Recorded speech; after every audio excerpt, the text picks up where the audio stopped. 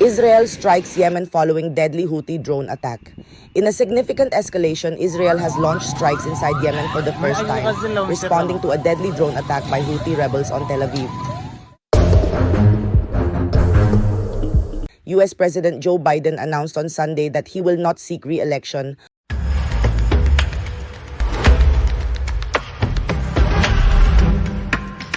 US President Joe Biden announced on Sunday that he will not seek re-election following concerns from fellow Democrats about his mental acuity and ability to defeat Donald Trump. Instead, the party has endorsed Vice President Kamala Harris as their candidate. Biden, 81 years old, posted on X, stating that he will continue to serve as President and Commander-in-Chief until his term concludes in January 2025. He plans to address the nation later this week. It has been the greatest honor of my life to serve as your president. While I initially intended to run for re-election, I believe it is in the best interest of my party and the country for me to step aside and focus solely on fulfilling my duties as president for the remainder of my term, Biden wrote. Although his initial announcement did not mention an endorsement, he later expressed his support for Harris as the party's candidate.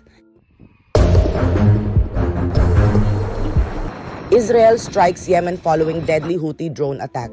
In a significant escalation, Israel has launched strikes inside Yemen for the first time, responding to a deadly drone attack by Houthi rebels on Tel Aviv.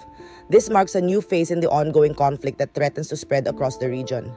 The Houthis, who have been targeting shipping in the Red Sea since the October 7th attacks by Hamas, claimed responsibility for the drone attack on Tel Aviv that killed one Israeli and injured several others.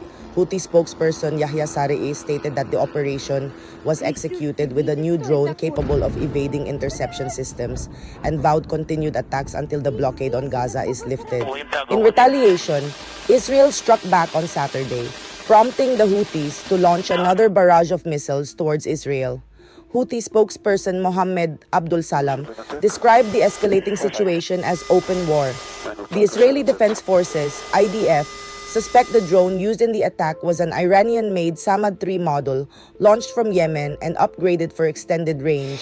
A second drone was intercepted outside Israeli airspace. In response to the attack, Israel is upgrading its air defenses and increasing aerial patrols. This incident is the first time Tel Aviv has been hit by a Houthi-claimed drone strike. Israeli authorities are investigating the security breaches that allowed the attack to occur. A day after the deadly Houthi drone attack on Tel Aviv, Israel launched a retaliatory strike on the Yemeni port of Hodeidah. This marked the first time Israel has conducted military action inside Yemen. The attack resulted in at least 6 fatalities and numerous injuries, according to Yemeni officials. Houthi-run Al Masirah TV reported that the strikes targeted oil facilities in the port on Yemen's west coast. Israeli Prime Minister Benjamin Netanyahu stated that the port was being used by Iran to supply arms to the Houthis. The port we attacked is not an innocent port. It was used for military purposes, as an entry point for deadly weapons supplied to the Houthis by Iran, Netanyahu said in a statement on Saturday. Netanyahu emphasized that the operation, which targeted locations 1,800 kilometers from Israel's borders, demonstrated Israel's commitment to responding to threats. It makes it clear to our enemies that there is no place that the long arm of the State of Israel will not reach, he added. From the beginning of the war, I made it clear that Israel will act against all those who attack us. This is why earlier today, I asked the Israeli cabinet to back my decision to strike against the Houthi targets in Yemen. The port that was targeted is not an innocent port. It's used as the entry point for weapons that are supplied by Iran to its Houthi terrorist proxies. The Houthis have used those weapons to attack Israel, to attack Arab states in the region, to attack many others. This strike comes in direct response to the killer drone attack yesterday that killed one person and injured several others 100 yards from the U.S. consulate in Tel Aviv. But the aggression of the Houthis goes well beyond that single attack. Because for the past 8 months, the Houthis have launched hundreds of ballistic missiles, cruise missiles, and drones against Israel.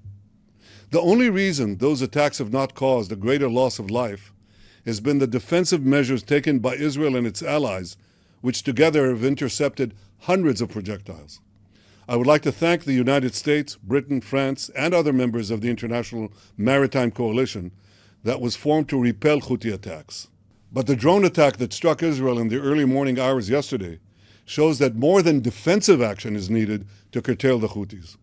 Offensive action is also needed. It's needed to ensure that Iran's terror proxies pay a price for their brazen aggression. For over half a year, the Houthis have not only attacked Israel, they've also targeted the ships of dozens of countries traversing the Bab el-Mandeb Straits. This is a maritime corridor through which some 30% of the world's maritime commerce flows. The international community must redouble its efforts to protect this vital waterway and to hold both the Houthis and their Iranian sponsors accountable for their aggression. Today, Israel is being attacked by Iran and its proxies on 7 fronts. The Houthis in Yemen, Hamas in Gaza, Hezbollah in Lebanon, Shiite militias in Iraq and in Syria, Iran-backed terror attacks in Judea and Samaria, and of course, attacks directly conducted by Iran itself, as the world saw on April 14th. In defending ourselves against this Iranian terror axis, Israel stands on the front lines against a regime that threatens the entire Middle East, it threatens the entire world. This is why all those who seek a more secure and stable Middle East should fully support Israel's action against this terror axis in Yemen, in Gaza, in Lebanon, and elsewhere. And to Israel's enemies, I have a simple message. Do not doubt Israel's determination to defend itself on every front. All those who seek to harm us will pay a very heavy price for their aggression. Ты видишь, дрон летит? Крестюш, ты видишь, что это такое? Блядь! Пиздец, это с какой стороны? Еще вторая фигня летит. Сейчас подожди, я в убежище или лягу просто на песок. Пиздец! Я это же...